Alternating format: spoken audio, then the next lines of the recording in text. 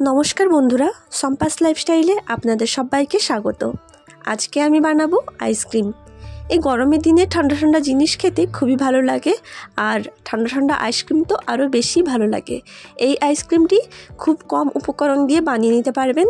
শুধুমাত্র নারকেল দুধ দিয়েই কিন্তু খুব সহজে এটি বানিয়ে নেওয়া যায়। তাহলে ভিডিওটি শেষ পর্যন্ত দেখতে থাকুন। আইসক্রিম বানানোর জন্য এখানে নারকেল কুড়িয়ে নিয়েছি, কাজু বাদাম টুকরো টুকরো করে নিয়েছি। এটা অপশনাল, আপনারা চাইলে নাও দিতে পারেন। কিছুটা এলাচ গুঁড়ো করে নিয়েছি, চিনি নিয়েছি, আর নারকেল কিছুটা স্লাইস করে কেটে নিয়েছি। আর এখানে 500 দুধ গরম করে নিয়েছি। গরম করার পর দুধটা ভালো করে ঠান্ডা করে নিতে হবে। দুধটা ঠান্ডা হয়ে গেলেই একটি বোলের মধ্যে দুধ নিয়ে নিয়েছি। এবার এর মধ্যে দিয়ে দেব চিনি। চিনিটা আপনারা পরিমাণ মতো ব্যবহার করবেন, আপনারা যেমন মিষ্টি খাবেন সেই রকম অনুযায়ী চিনিটা দিবেন। চিনি দেওয়ার পর এর মধ্যে দেব কুড়োনো নারকেল, টুকরো টুকরো করে রাখা কাজু বাদাম, এলাচের গুঁড়ো। এই সব কিছুই দুধের মধ্যে দিয়ে খুব ভালো করে মিশিয়ে নেব। আমি এখানে কাজু বাদাম ব্যবহার করেছি, আপনারা চাইলে না করতেও পারেন। কাজু বাদাম না দিলেও খেতে খুবই ভালো লাগে, তবে কাজু বাদাম দিলে এই আইসক্রিমটার স্বাদ আরও একটু বেশি ভালো হয়ে ওঠে, তাই এখানে কাজু বাদাম ব্যবহার করেছি। আইসক্রিমটার মধ্যে এলাচের গুঁড়ো ব্যবহার করেছি, তাহলে এর মধ্যে স্বাদ আর গন্ধ দুটোই খুব ভালো হয়, তাই আমি ব্যবহার করেছি। আর এলাচের ওই খোসাগুলো ওগুলোও দিয়ে দিয়েছি।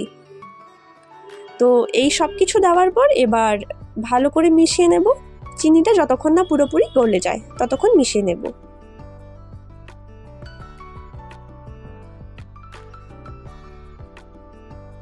দুধের মধ্যে চিনি খুব ভালো মতো গলে গিয়েছে। এবার যেটাতে করে আইসক্রিম বসাবো সেগুলো খুব ভালো করে ধুয়ে নিয়েছি। ধুয়ে নেওয়ার পর সবার প্রথমে এইগুলোর মধ্যে দিয়ে দেব কাজু বাদামের টুকরো।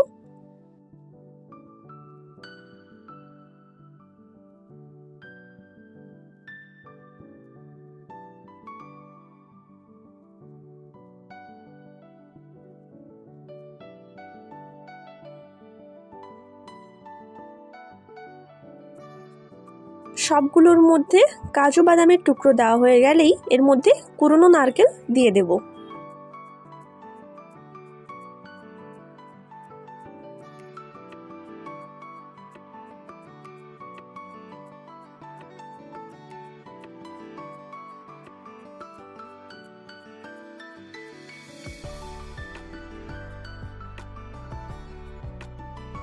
নারকেল দেওয়া হয়ে গেলেই এই দুধের মিশ্রণটি এগুলোর মধ্যে ঢেলে দেব।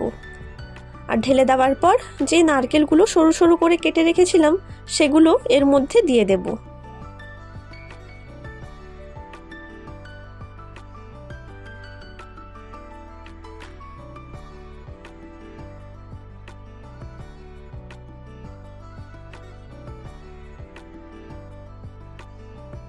নারকেলের টুকরো দেওয়ার পর এগুলো ঢাকা দিয়ে দেব।